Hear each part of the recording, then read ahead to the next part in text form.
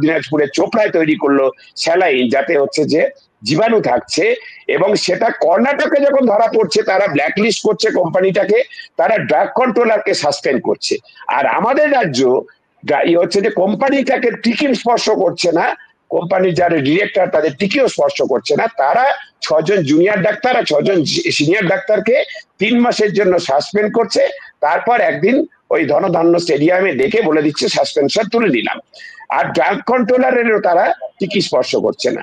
ফলে এই যে কর্ণাটকে, স্বাভাবিক কর্ণাটকের সরকার বোঝাই যাচ্ছে তারা তাদের মানুষের যে স্বার্থ, মানে জনস্বার্থ, জনস্বাস্থ্যের স্বার্থ, সেটা সম্পর্কে তারা দায়িত্বশীল, তাই তারা হচ্ছে এই পদক্ষেপ নিচ্ছে। তারা ড্রাগ কন্ট্রোলারকে সাসপেন্ড করছে, তারা ভিন রাজ্যের হলেও তাই সেই তাদেরকে গিয়ে ব্ল্যাকলিস্ট করছে পশ্চিমবঙ্গ ফার্মাসিউটিক্যালসকে। আর আমাদের রাজ্য সরকার ড্রাগ কন্ট্রোলারকে তার টিকি স্পর্শ করবে না।